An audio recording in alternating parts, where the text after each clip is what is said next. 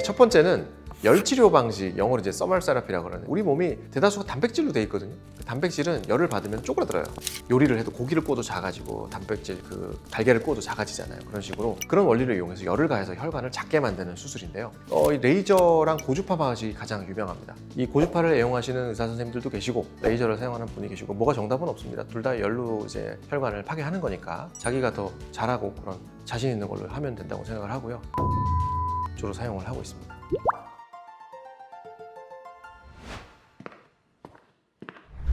안녕하세요. 심장혈관 흉부외과 전문의 튼튼하지 의원 신경욱 대표원장입니다. 정말 많은 환자분들이 병원에 오셔서 가장 많이 물어보는 질문이 있어요. 원장님, 이거 꼭 수술해야 되나요?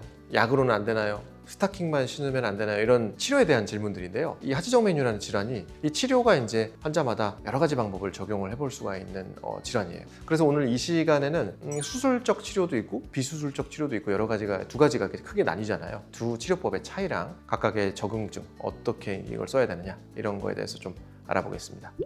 첫 번째로 비수술적 치료, 수술이 아닌 다른 방법, 뭐 약이나 주사나 도구를 사용한다든가 그런 방법들을 이제 말을 하는데요. 하지정맥류의 경우에는 비수술적 치료가 첫 단계가 되는 건 맞습니다. 다만 이제 중요한 거는 이 비수술적 치료가 하지정맥류를 완치시키는 경우는 조금 다른 문제라는 거예요. 증상을 좀 완화시키고 진행을 늦춰주고 그런 보존적 치료라고 이제 보시면 되겠고, 제일 간단하게 이제 스타킹이죠. 의료용 압박 스타킹이라고 이제 긴 이름이 있는데, 피가 내려왔다가 올라가야 되는데 올라가는 길인 정맥이 이제 고장이 나가지고 혈액이 잘 못 올라오고 거기서 뺑뺑 돌든지 거꾸로 내려가는 역류 현상이 있는 거를 외부에서 압력을 가해줘가지고 좀 더 잘 통하게 해주거나 아니면 진행이 좀 느리게 막아주는 그런 역할을 하는 의료기기거든요, 이 스타킹이.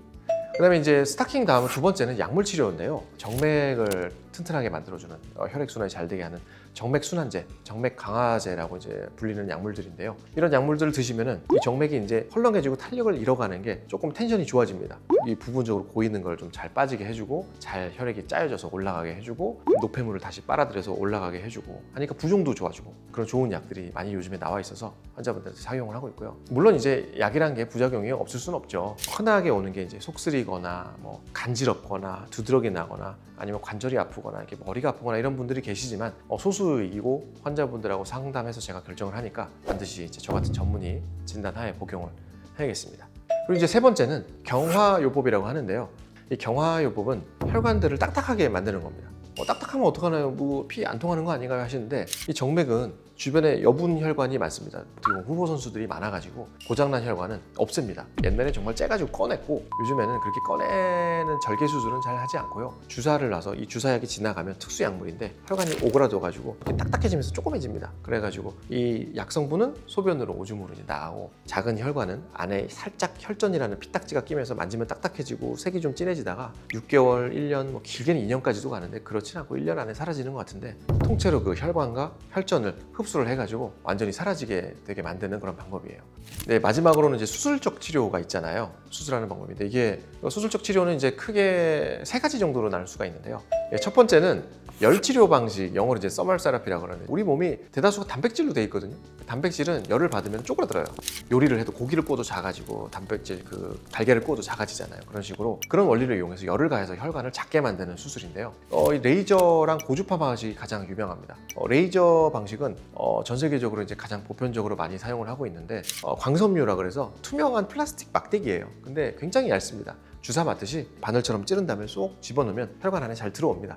그 열이 나는 뜨거운 막대기가 끝이 이제 빨간데 안에 들어있다고 생각하시고 제가 쭉 당겨서 빼면 그 뜨거운 게 쭉 혈관을 훑으면서 지나가니까 혈관이 바로 이제 열에 의해서 익어서 오그라진다고 생각하실 텐데, 그런 부분도 있지만 보통은 이제 오그라지면서 약간 터져요. 혈관이 완전히 열에 의해서 파괴되는 그런 시술입니다. 이게 이제 나온 지는 20년 넘었죠. 25년 이상 됐는데요.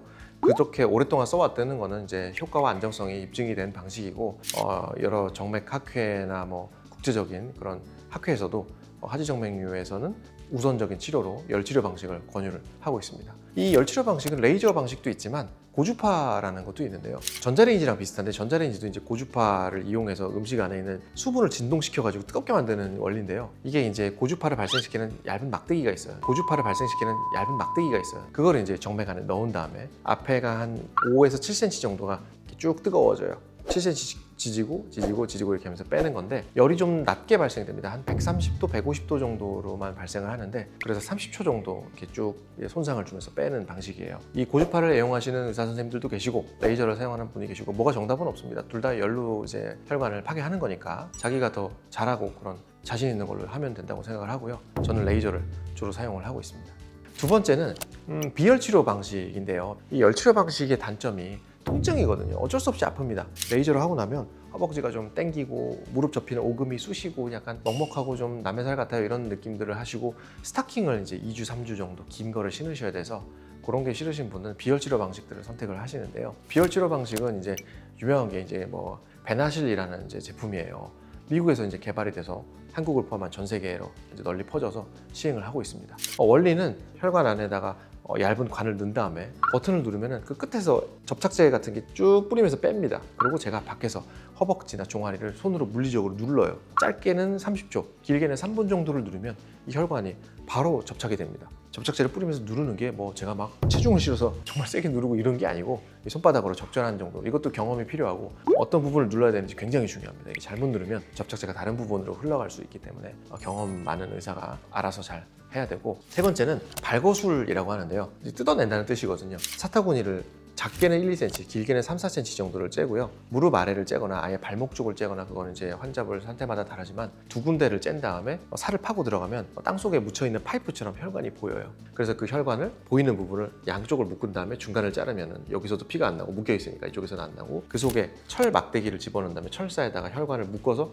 당기면 그 혈관이 뒤집어지면서 빨려 나와요. 그런 식으로 했었고 원천적으로 혈관을 아예 없애버리니까 굵고 심하거나 너무나 이 레이저나 베나실을 뭐 어떤 그런 비열 치료들을 하기에 너무 구조가 이상하거나 너무 고도로 진행되어 있거나 또 우리나라에서는 이게 의료보험이 되거든요. 그래서 환자분들이 또 나는 근본적으로 없애주세요 하실 때 사용을 하는 수술법이고요.